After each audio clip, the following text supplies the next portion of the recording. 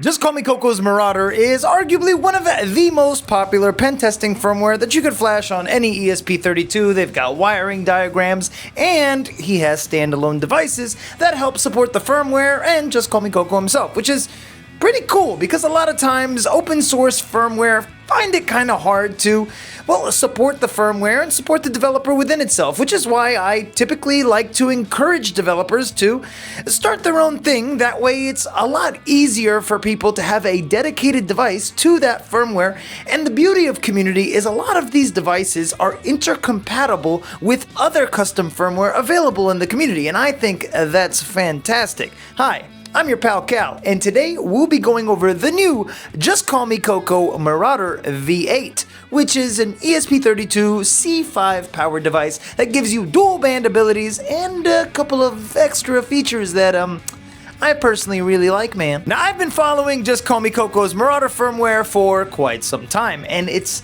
honestly spawned some of the coolest firmware and coolest hardware that's ever blessed the community. Single-handedly has kind of spearheaded the hardware and firmware campaign, helping other developers in the process while also building a lot of cool devices himself. Now, this isn't the first time we've gone over a JustCallMeKoko device on this channel before. We've gone over the C5 War Driver by JustCallMeKoko, as well as his Flipper Zero C5 Marauder board, which these two boards are some of the best boards I've ever used. For example, the Marauder adapter board is just an adapter board for an ESP32 C5 dev kit, which is awesome because when the C5 came out, everybody already had a dev kit or, you know, something close to it. If you got a WaveShare dev kit, it's not going to work. You need the official Espressive dev kit, but that's besides the point. The C5 War Driver is phenomenal. One of the best war drivers that you could add to your arsenal because it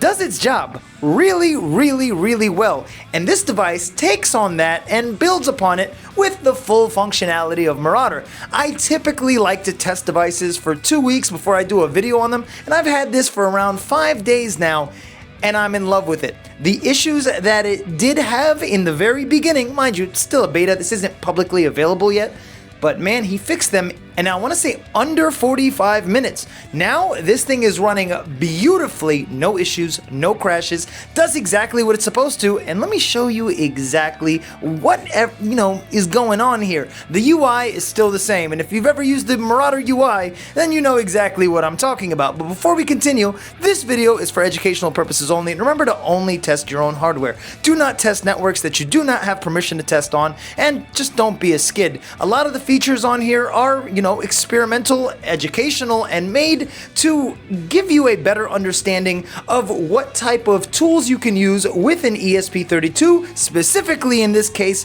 the C5. So this is the new Marauder V8. It does come with a built-in ceramic antenna, and it has a MagSafe mount magnet bracket thing on the inside, but I like to put it on the outside as well because it really gives that, sticking feeling, and I like that a lot. I've upgraded the antenna to this Seed Studio dual band antenna. I really like these antennas, and I had to swap the SMA mount, and the Helix antenna mount typically has a plug in it, but I wanted to give it an SMA and a Helix antenna because I'm connected to at least 12 satellites each and every time, which makes this one of the perfect and best war drivers. All of his devices, honestly, I've been a fan of since I've seen the Marauder Mini back in the day, like one of the first ones, and there is word that there is going to be a Marauder Mini just like this one, C5 based. Now, we've got a USB-C port for power and flashing, as well as on the top, we've got an SD card slot, 4 status LEDs right here on the side, and our on and off switch. I am gonna open it up and show you guys what the PCB looks like on the inside, but let me show you the UI first. Now, to navigate this device, to go down, you hit the bottom of the screen, to go up, you hit the top of the screen, and to hit OK, we hit the middle. Now, under Wi-Fi, we've got sniffers, scanners, attacks, as well as general. Let's start off with sniffers. And down in sniffers, we've got probe request, beacon sniff, deauth sniff, packet count, EPOL, PMKID scan. I don't know why I always read that as PIMKID. And packet monitor, channel analyzer, channel summary, raw capture, detect Ponagachi, detect pineapple, detect multi SSID. And of course, we've got the scan APs, scan AP, ATA, signal monitor, Mac monitor, SA commit, but we're gonna, and of course, war drive. We're gonna start off with scan APs. And there we have it. We're basically just scanning APs. Then we can select from these APs if we'd like, but we're not going to be testing any networks in this video just because YouTube has been very weird lately because of a certain device. But we're going to go to war drive. Let me show you the war driving UI. It's similar to the C5 war driver where it tells you the networks on the top and the Bluetooth networks on the bottom. And as you can see, we're indoors. I want to say like in the basement, and we're connected to 9 satellites because of this Helix antenna. I think that's phenomenal. The scan time is great. It has already made it since this new update to the top 5 war drivers that you could war drive with, which is saying something. Now under scanners, we've got ping scan, port scan, SSH scan, telnet, SMTP, DNS, HTTP, HTTPS, and RDP scan. Now there is also flock war driving and flock detection, as well as the ability to scan and see if you're being followed, which is a feature that I think is really cool. I'm gonna go up to the top and go to GPS. Under GPS, we can just stream GPS data, which right there is our current longitude and latitude, and what does that say? Date and time, which, man, that can really come in handy as just figuring out where you are. I don't know where I'm at right now.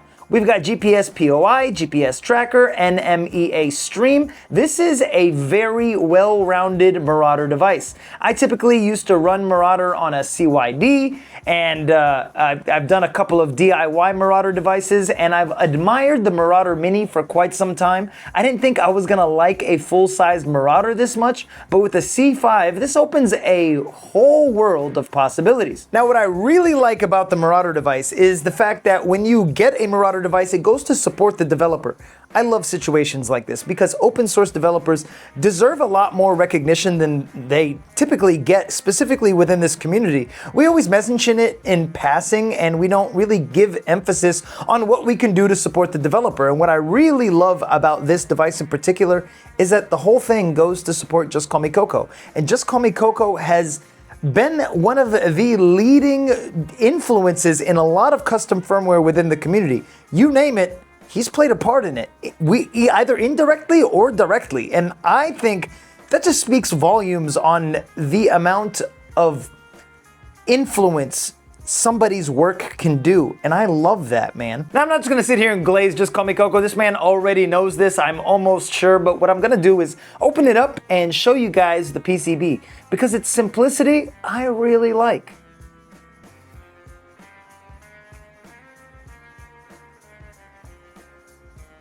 Oh my God.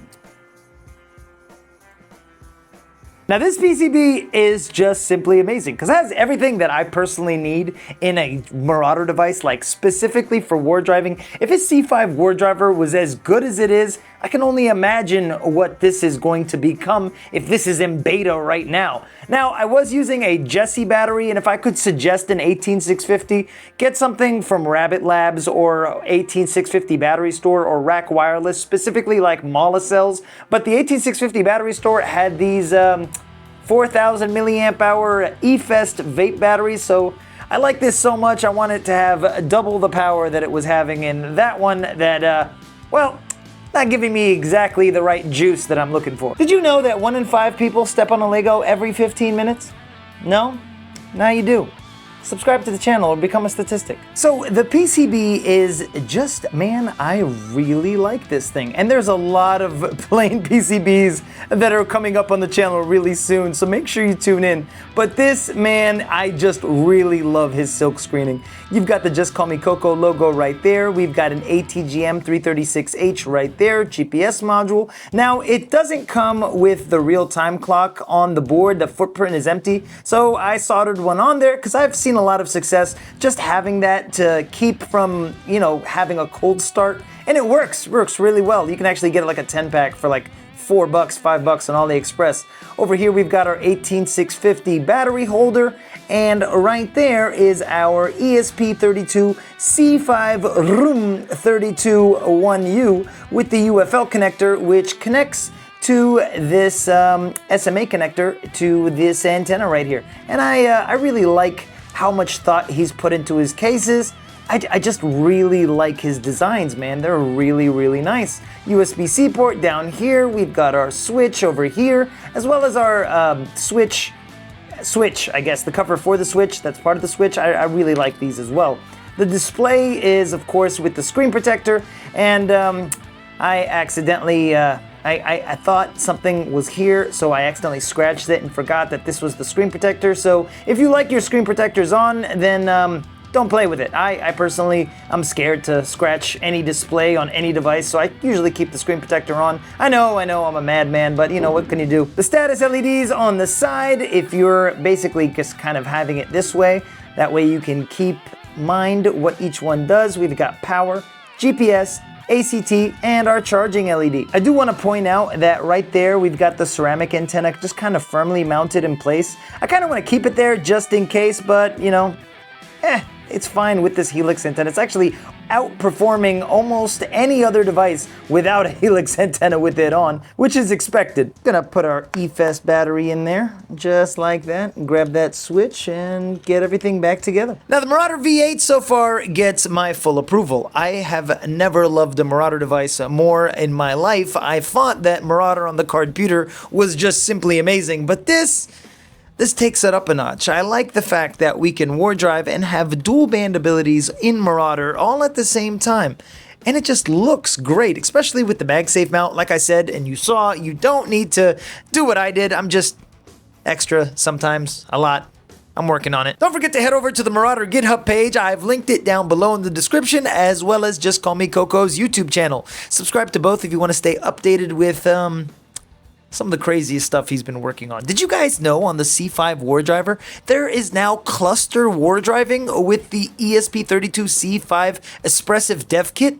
That's insane.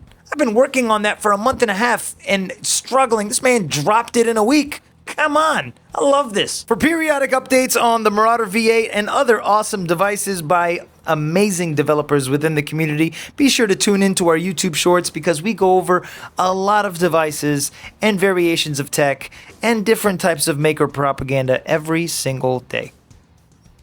We'll see you next time.